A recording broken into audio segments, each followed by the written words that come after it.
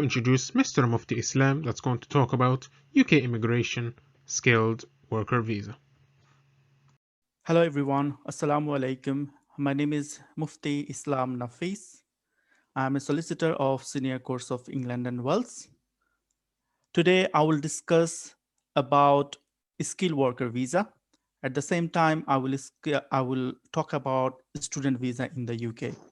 Nowadays, it used to be a tier 2 visa before, where there were a lot of requirements need to be fulfilled for the applicant. However, the new government policy by the conservative government, make it easy now, which is called skilled worker visa. In tier 2 visa, there used to be a labor market test, which is no longer exist. In the tier 2 visa, what we used to have to do for the labor market test, the companies, the sponsors are required to get people from the local market first. If they don't get the staff from the local market, then only at that stage they can recruit from the overseas people. However, the new skilled worker visa doesn't require that labor market test requirement to follow. Now, there's a two things for the skilled worker visa. One is the sponsor who needs a license. So skilled worker sponsor application is required. So whoever is the UK company, they want to recruit people from India, Pakistan, Egyptian, or anywhere of the world, even if including the European EU countries, they need a sponsor license. That is the first and most important thing for anyone who want to recruit people from any other country in the world. So at this stage, I will discuss first about the sponsor license application, which is applicable, which is important for the people who are living in the UK and who has a business and who is thinking to bring people from other countries. And at the second stage, I will talk about the applicant perspective. I mean, the people who wants to come to the UK through the skilled worker visa. First of all, I'm talking about the sponsor license application. The application has to be online application. And we need to show the company, like say, for example, company is any company who want to bring people. They need to be a genuine business and has to be genuine vacancy. And this word, genuine business and genuine vacancy, is very subjective. Like say, for example, if someone has an accountant company and they has 4 people already in their company, but they're still struggling to get some experienced people. For the accountant company, you might need IT technicians, you might need administrative, or you might need another accountant. So if we can say that, yes, someone has a premises, company is registered in the UK, and they have some staffs, and they are providing service to the community. So then it is arguable that this is a genuine business. And if you talk about the genuine vacancy, of course, you have to prove to the government or to the UKVI that, yes, we really need people for this vacancy. You have to create a vacancy, and then you have to prove to the government or prove to the Home Office that, yes, we need 1 people or 2 people or 3 people to provide service to our community or to provide service to accounting service to the other people. So that is the most very important issue. And this is subjective. In the application, you have to tell, why do you want to need a sponsor license? The reason behind this is, in the UK, a lot of people living in the UK, why we are not recruiting people from the local people? I mean, the people who live in the UK. Why we want to recruit people from somewhere else? These things, you can write it down as a note, or you can write it down in 2,000 words, that what is the nature of your business and why do you want to recruit an accountant? Or why, for your restaurant, why do you want to recruit a chef? Or for your off-license company, why do you want to recruit a manager? You have to write it down in the application. Why do you need it for? You have to satisfy the UKVI people. You also need to tell how many people are working. Like many people might think that, oh, okay, I will register a company in the UK, and I will just tell them that I need some people. So that might not be a satisfactory, because why just one company you just registered, and for all of a sudden you need a sponsor license, but you are not recruiting people from the local. So you have to satisfy these things. And then, say for example, like if I say accounting firm, for an example. So accounting firm needs a tier 2 sponsor license because they want to recruit some people. Not for to do a business in the UK, for the UK people know that you need to register a company generally. And then just because this is an accounting company, you need extra accreditation from the other authority. So you have to provide this authority accreditation. So that is also a requirement. Like say, for example, if you're a restaurant owner and you want a sponsor license, so you need some more license or accreditation from other people, other authority. So you need that one as well when you want to apply for a sponsor application. The application fee, sponsor application fee, start from £535. It depends on the size of the company, but generally medium-sized company, like where you have a 4 or 5 staffs already, companies registered up to 18 months. It's not very old company. Those type of company, the fees is £535. It can vary depending on the size of the company. Now, when you apply online or when you do online application, what you have to do, there is you need to register yourself with your email address, and then they will send you a password. And then through password, you can apply, you can log into the system and you will change your password. And this is called a sponsorship management system. The sponsorship management system is the online application. And once you get the license, what you have to do, you have to manage your sponsorship through the system. And for the application or to maintain the SMS system, you need at least 2 users. Not at least 2 users. It can be 1 user, it can be 2 users. It's called level 1 user, level 2 user. Generally, when I see people use only 1 person. Who is the person? The level 1 is the person who will maintain the sponsorship management system. Now, another important issue, there's some requirements who can be a level 1 user. The person who will be level 1 user, it is very important. He should not have any criminal history, or he should not have any history where he breached immigration history before. So that is the requirement for the level 1 user. Now, you have applied online application, you have complied with all the procedure, you have provided all the information. There is a likely, or there is a chance that after you applied for the sponsorship application, the home office people will come and visit your company, or visit to your office, visit to your premises. When they will visit your premises, that is another important issue. They want to see actually what is your experience or what is your quality to maintain your administrative system. How do you manage your HR? These are the important things. When I say how do you manage your system or how do you manage your office, they want to know due diligence. Like say, for example, you have already 3 staffs in your company. And these 3 staffs, you have to make sure you have checked their ID, you have their contract paper, you have the copy of the pay slips and everything that you need to know. These all documents need to be here on the system or in your file. So that when they will come, they will see, yes, you are the people who can manage the sponsorship management system. You are the company who can manage the company, and you really need a people who can work for you. Now I move to next slide.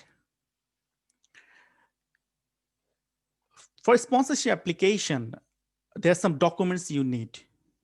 I have listed about 13 documents. You guys can take a photo shot or copy of it.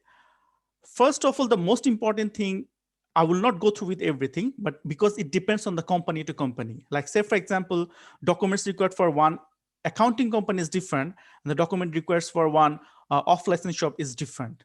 And the document required for one takeaway is different than document for a normal restaurant. So it varies from company to company. In the home office guideline, there's a 3 table. And from this 3 table, you need to pick the documents what you have to submit. This is very important part, because if you fail to provide the documents, correct documents, or if you do not understand those 3 tables, then your application might be refused. But for your understanding, just for the purpose of your understanding, I have given the 13 documents what you generally need. And this is for a small size company.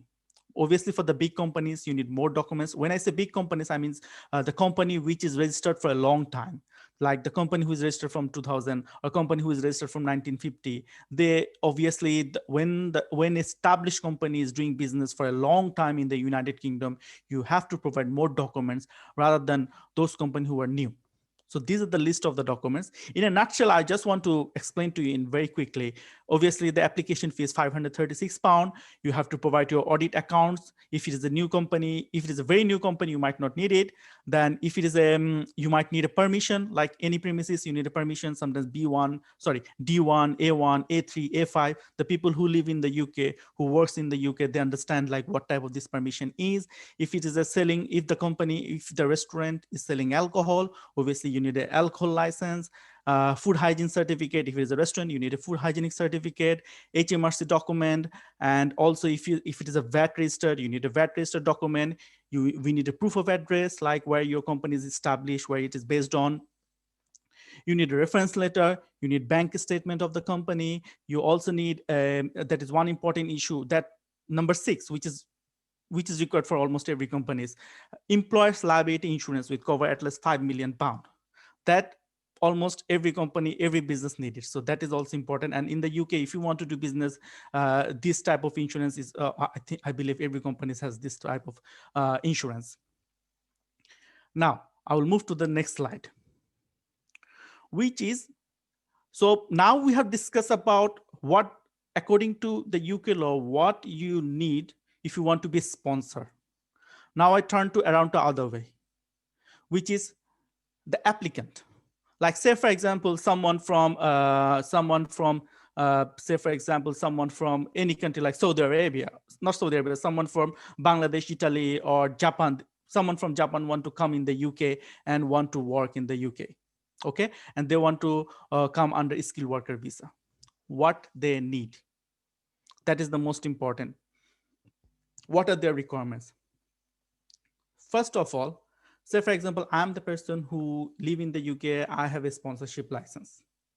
Now someone in Japan who wants to work in my company, say for example, I have an accounting company, I do provide accounting service. So someone in Japan who wants to come to the UK to provide to work under a skilled worker visa. Now, first issue. Obviously, for the accountant, obviously they are very qualified. When I talk about the accountant, obviously someone who qualified accountancy in Japan and who is very confident, competent to provide service to my company, then I will take. That is, there are different levels. So when I want to say levels, like I mean qualifications levels. So in the UK, the government has there's a standard, it's called RQF, Regulation Qualification Framework. So say, for example, I talk about the accountant company. So accounting company, someone who is accountant in Japan, they can come to the UK as an accountant. Their RQF level will be 6 or 7 or 5. Okay. But if I go back to, if I give you another example, say, for example, you are a butcher shop. You have a butcher shop in the UK. So I have a butcher shop in the UK. So I am struggling to recruit a butcher because I do not get trained butcher who really can work for my company. Now, it's very obvious generally is what will be their qualification, whether they are competent according to qualification they come in the UK. Now the government make this side also easy. The government is saying RQF level 3 can do it now. So someone who is equivalent to A level in UK, like say for example GCSE, after GCSE standard, they can come to the UK as a skilled worker visa. So why I'm focusing on this one, because the tier 2 visa was very hard and there were lots of requirements for the tier 2 visa for the applicant who want to come in the UK. But in here, the government, the policy make it very easy so that people who has a skill but not very qualified, still they can come to the UK. They make it so flat, get so easy for the people to come in the UK and work and contribute to the UK economy. Now, again, English language requirement for the applicant. It used to be very high English language requirement for before when it was tier 2, but in the new framework under the skilled worker visa, the requirement is very easy now, simple. Worker, if someone want to come in the UK as a worker, I mean any worker, any position, then the requirement is B1. B1 is a very hard level, I can say. It's a very simple level. I think someone who is RQF level 3, he can pass to the worker level, which is B1.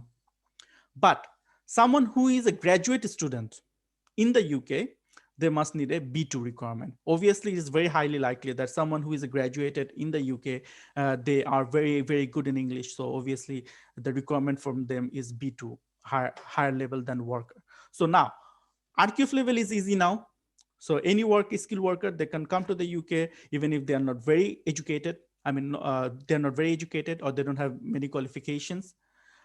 Secondly, English language, government has made it very easy. English language B1 level, if someone can pass the B1 level, so they can come to the UK, they are eligible for the visa. Now, genuine skilled worker, that is another important issue. The previous experience from the tier 2 visa, what people used to do tier 2 visa, not everyone, I mean some people, what they used to do, they used to get tier 2 license and they used to want to recruit their own people. When I say own people, they have selected people, they want to recruit them. So that was a one loophole for the policy, that policy. Like people used to use this kind of things. But now, this one, the new framework, skilled worker visa is not bad. It's easy, it's still easy. They're telling genuine skilled worker. So when it's a genuine skilled worker, say for example, I went back to my example where it's a butcher shop. They want to recruit a butcher. So if you want to bring a butcher, obviously he needs an experience of his job. If someone never worked as a butcher or if someone never worked as an accountant, how can we expect that his application to come in the UK as a skilled worker visa will be accepted? Very unlikely. The answer is very unlikely. So the concern is that whoever you are recruiting people, like say, for example, you are recruiting IT specialist from India, right? But he never has any IT experience or he doesn't have any IT qualifications, but you want to bring him in the UK as a skilled worker visa to develop your website or develop your apps. So that way, it is very unlikely, or it's not very unlikely, actually, he will not get visa, simple as it is, because it seems like that he is not a genuine worker. He is not fit for the position that you are trying to get him in. Now, another issue, genuine skilled worker, I will tell you something more about it, because when you're recruiting someone, the main concern for the UKVI, whether are you abusing the system or not. When I'm saying abusing the system, they really want to know that the person you're bringing in to the UK as a skilled worker visa, is it just because you want to bring him in, that's why you are doing this type of things?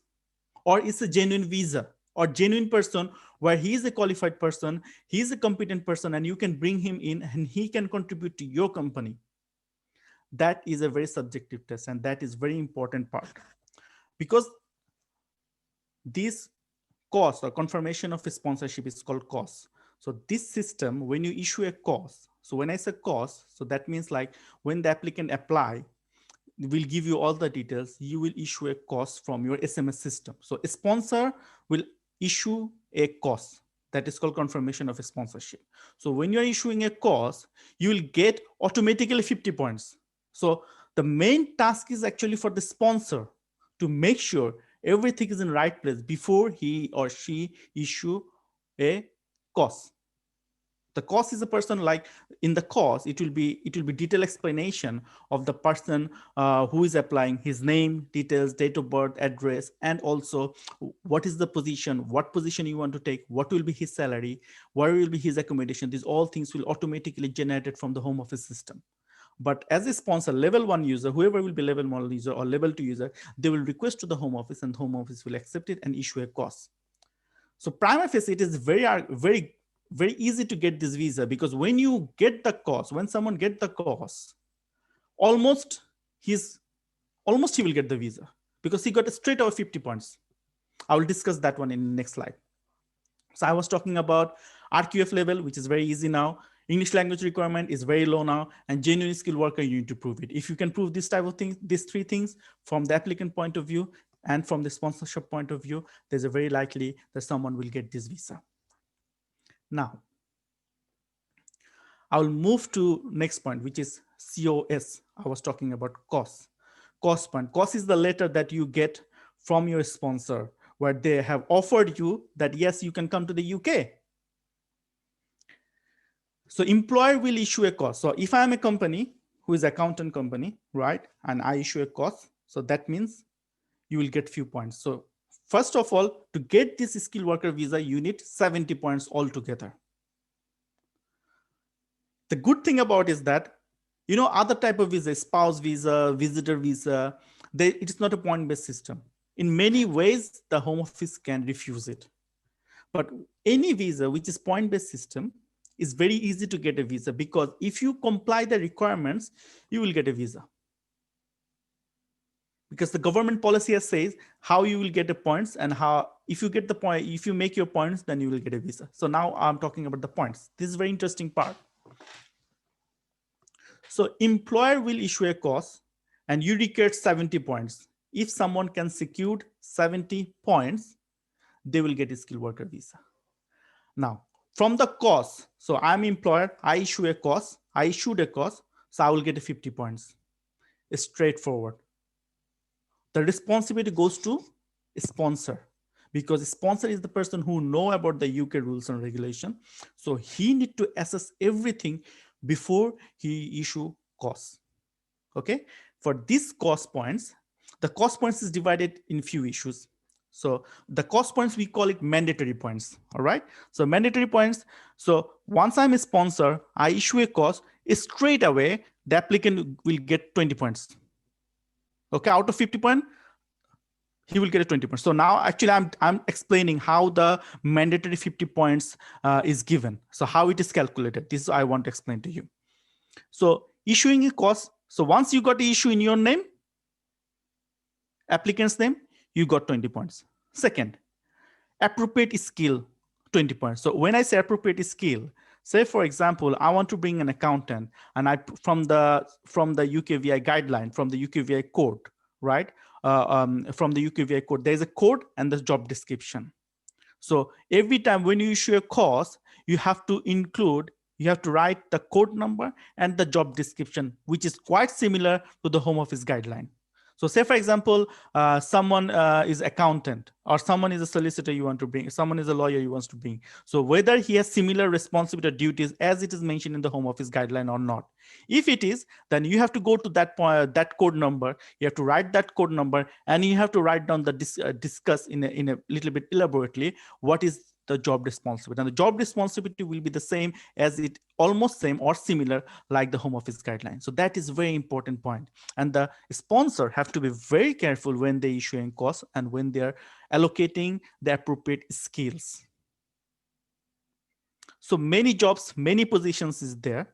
You have to find out as a sponsor, which code are you using and what is similar to with your job vacancy.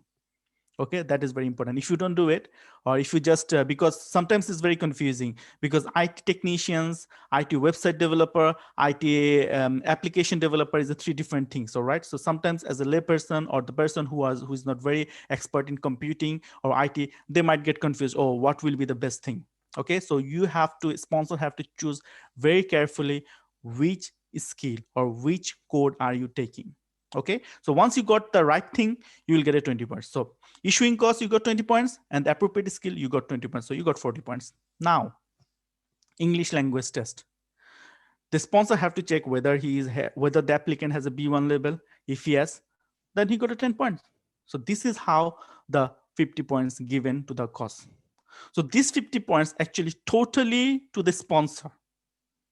So now what we need? To get a visa, I need 20 more points. Okay, that is called tradable points. So tradable points, if I move to the next slide, is tradable is 20 points, but you need this. So you got 50 points from the cost, and now you need 20 points more. So minimum requirement for the job for the skilled worker visa is 25,600. When I say 25,600 as a minimum, no, let me rephrase the sentence. So if someone get 25,000 pound 600, 25,600 pound salary, he or she will get a 20 points straight away. Now, say for example, again, accountant, right? An accountant want to come from the Japan, and in the code list or in the point-based system or in the job description code where his salary is 30,000 pound. Okay, so if his salary is 30,000 pound, you have to put 30,000 pound instead of 25,600. This is how he will get 20 points. So someone who wants to get 20 points, at least he need 25,600. But if the salary description in the UKVI website is more than 25,006, whichever is higher, you have to pick that up. So I think that way you can get 20 points. Now, there's some other jobs in the same list where the salary is less than 25,600. What you gonna do? Like say, for example, one job description, the salary is 22,000 pound. Okay, so how you will get 20 points? You are not getting 20 points, and your employer doesn't want to give, doesn't have the financial capacity to give you 25,600. Now there are three options here. What are the three options? If someone has a PhD degree, right? Even if his salary is less than 25,600, but more than 20,400, he will get a 20 points. So anyone who has a PhD degree, whose salary is less than 25,600, but more than 20,400, he or she will get, that means applicant will get 20 points. Another issue, another way to get 20 points, shortage of occupation list. The Home Office, the UKVI has another list, which is called shortage of occupation list. From this list, if you choose any job, like say, for example, like in the shortage of occupation, for an example, in the shortage of occupation, there's a list, there's a job description, there's a job is called chef, sauce chef, all right? Sauce chef. So if this is the sauce chef, and it is in the shortage of occupation list, then even if the salary is less than 25,600, but more than 20,400, you will get automatic that 20 points. So that is called tradable points. And another thing the government has introduced, health and education job. So if someone wants to come in the UK as a nurse or medical technician, or someone wants to come in the UK as a teacher, they will get automatic 20 points. This part is very important, very, very important. I have provided a link in my slides.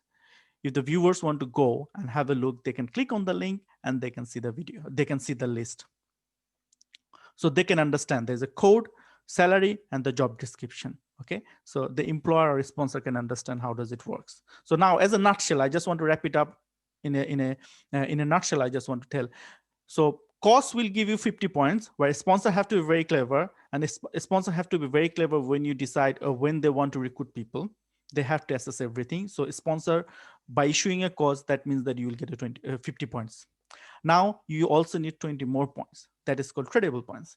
So now for the tradable points, if you got a job where the salary is, where the minimum salary for the job is 25,600, and you choose 25,600, I mean, the sponsor choose to decide to give you 25,600 pound, then you will get a 20 points.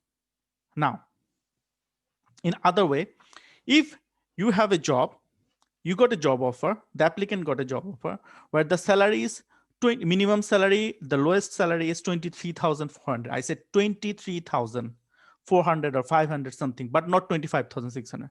But now the sponsor is thinking, okay, I cannot bring that gentleman because the salary is less than 25,600.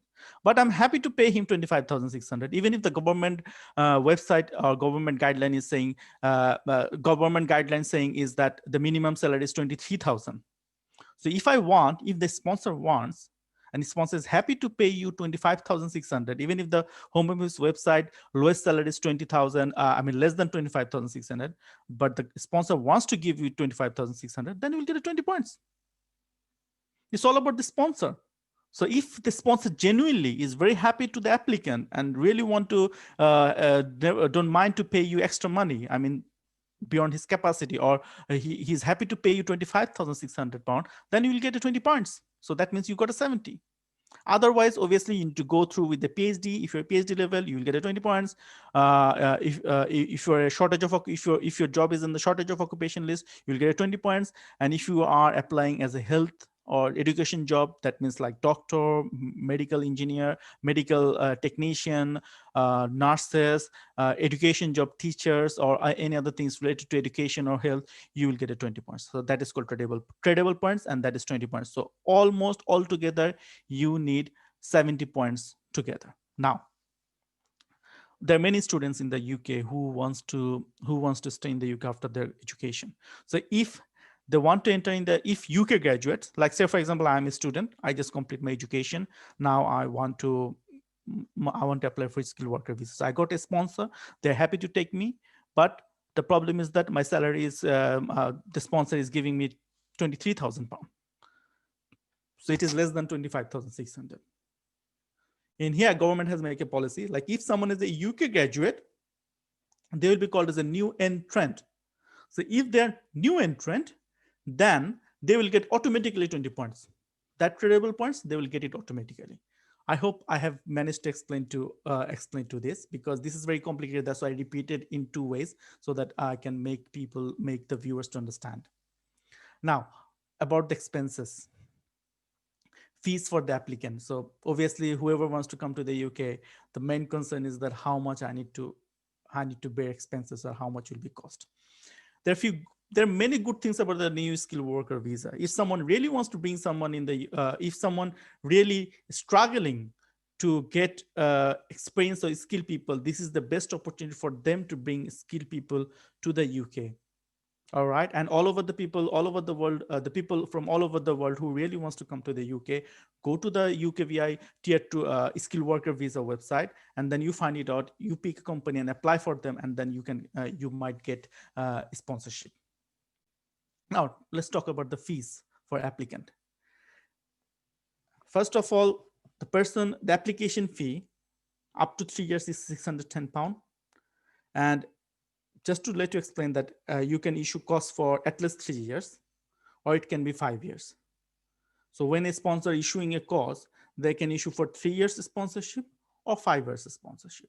So if they issue 3 years sponsorship, that means again, one time you need to extend it, which is 2 years.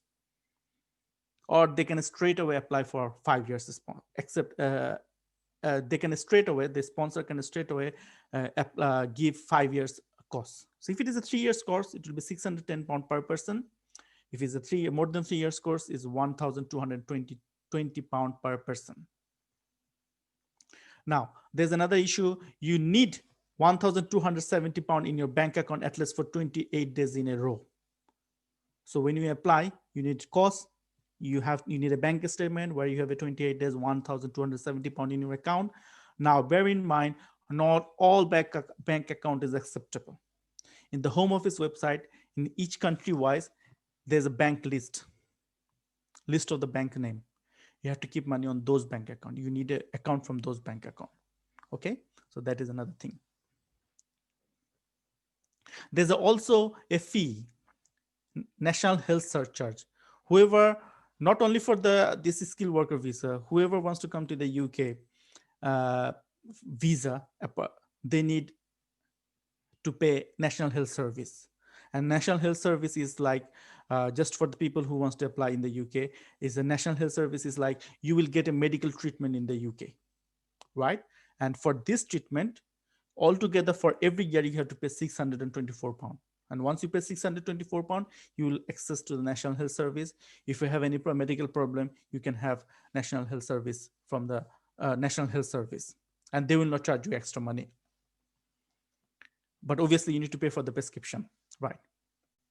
Now, another good thing, and a very good thing, very good thing about this skilled worker visa is Like say, for example, I'm Egyptian, and I want to come to the UK as a skilled worker visa. Now I got the sponsorship, I got the cost. Okay, but only me. But what about my wife, my daughter? What will happen? The good thing about is that you can bring your spouse as well, and you can bring your children as a skilled worker dependent visa, and the fees are same. So when someone issue a course, right, there's option there. They will just click on it. That's it. So like you are a family member of 4 people, and you want to come from Egypt from Egypt to United Kingdom, and you got a sponsorship. So your whole family come to the UK, and the dependent, there's no restriction for them to work. So the dependent can work as well. So both of you can earn money and contribute to the UK economy. So that is another very good thing about this skilled worker visa. Now, what will be the thing? So after 5 years, so say for example, after 5 years, what will happen? So you came in the UK as a skilled worker visa, and then you have spent 5 years, and then what will happen? The good thing, another good thing, you can apply for the indefinite leave to remain in the UK. And then after 1 year, you can apply for the British passport.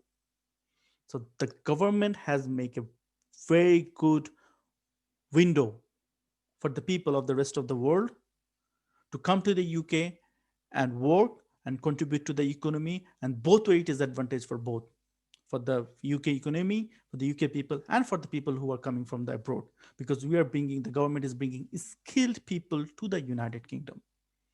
Thank you for listening, and we hope to see you in the next session. Don't hesitate to follow us on our social media platforms as seen on this screen. For more updates and information on the Egyptians Together Union, please visit our official website on www.egyptianstogether.com. Also, for any questions or queries, please contact us via email on egyptianstogetheruk@gmail.com. Also, for more videos, please subscribe to our YouTube channel called Egyptians Together. Thank you for listening, and we hope to see you in the next session.